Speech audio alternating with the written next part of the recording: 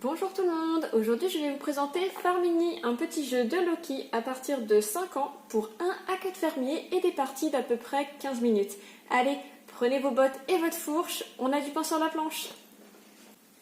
Farmini est un jeu dans lequel les enfants vont devoir organiser le mieux possible leur ferme en construisant des enclos pour y mettre différents animaux, les cochons, les cervidés et les poules.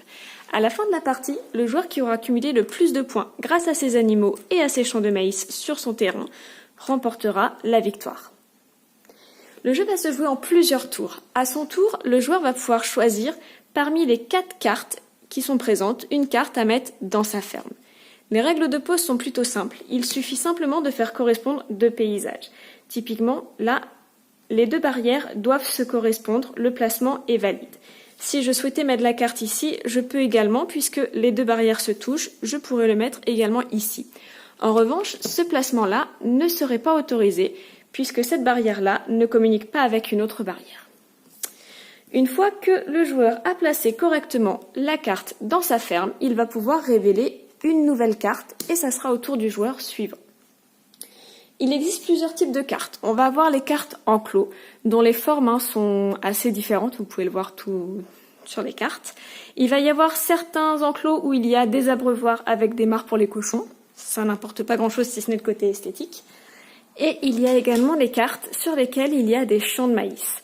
Ces champs de maïs sont importants, puisque si vous arrivez à avoir des champs de maïs dans des endroits clôturés, ils vous rapporteront des points en fin de partie, uniquement s'il n'y a pas d'animaux dans ce champ. Ce qui nous amène aux animaux. Il est possible de révéler certaines cartes animaux et de les récupérer pour les mettre dans votre ferme. On a des cochons, des poules et des cervidés. Il peut y avoir 1 ou 2 animaux par carte, ça dépend des cartes. Par exemple, le joueur ici va décider de récupérer la carte avec les 2 cochons. Il va prendre les 2 jetons cochons qui sont dans la réserve générale et va pouvoir les placer n'importe où dans sa ferme. Ça peut être dans un enclos ouvert comme dans un enclos fermé. Il n'y a juste pas le droit de mettre 2 animaux sur la même case. Attention cependant, si jamais vous placiez votre animal sur un enclos ouvert, le risque c'est de révéler une carte loup. Au moment où un joueur va révéler une carte loup, il en existe plusieurs types, qui font peur aux poules, qui font peur aux cervidés ou qui font peur aux cochons.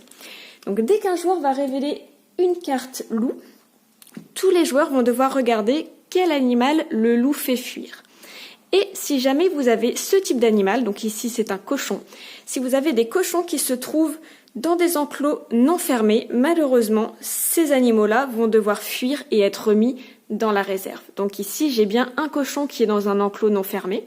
Il va malheureusement être défaussé. Et ensuite, on révèle une nouvelle carte pour le joueur suivant. Le jeu va se poursuivre de cette manière-là jusqu'à ce qu'on ait épuisé toutes les cartes de la pioche. Auquel cas, on va commencer le décompte de points. Tous les joueurs vont donc remporter 1 point par animal présent sur la ferme, qu'il soit dans un enclos clôturé ou ouvert. Donc ici, j'aurai 1, 2, 3, 4, 5 points. Ensuite, on remporte également 1 point par champ de maïs qui se trouve dans un enclos clôturé. Ici, ce champ de maïs n'est pas clôturé, celui-là non plus. Il ne me rapporte pas de points. De même, ce champ de maïs est entouré d'animaux, donc il est clôturé, mais il y a dedans des animaux qui ont commencé à grignoter le maïs. Donc ce maïs ne me rapportera malheureusement aucun point. En revanche, ces 2 maïs-là sont dans un enclos clôturé et il n'y a aucun animal dedans. Donc chacun va me rapporter 1 point, ce qui nous fait un total de 2 points. Ainsi, le joueur qui aura obtenu le plus de points à la fin de la partie va remporter cette partie. Il existe une variante pour les joueurs les plus aguerris de Farmini, qui consiste tout simplement à doubler les points des animaux qui sont dans des enclos où il n'y a qu'une seule espèce. Par exemple, si on n'avait pas... Hop là, je vais réorganiser. Par exemple, dans cet enclos-là, on a 2 espèces différentes. Ils me rapporteraient chacun 1 point. En revanche, dans cet enclos-là, on a 2 cochons. Donc au lieu de me rapporter 1 point par cochon, comme on n'a qu'une seule espèce dans cet enclos, chacun me rapporterait 2 points, ce qui permettrait d'avoir 4 points au total. Donc ça, c'est une variante qu'on utilise quand on commence à connaître bien le jeu et à le maîtriser un petit peu. Il existe également une version solo qui se joue exactement de la même manière, si ce n'est que lorsqu'un loup est révélé, donc il fait toujours fuir dans la ferme du joueur l'animal qui est dans la bulle ici, mais il fait également fuir tous les animaux qui se trouvent dans la rivière de cartes et on va le défausser et on va révéler maintenant 2 nouvelles cartes pour le tour suivant. Merci à vous d'avoir suivi cette vidéo. Vous pouvez me retrouver sur YouTube, Insta et Facebook. N'hésitez pas à mettre des commentaires si jamais vous aviez des remarques.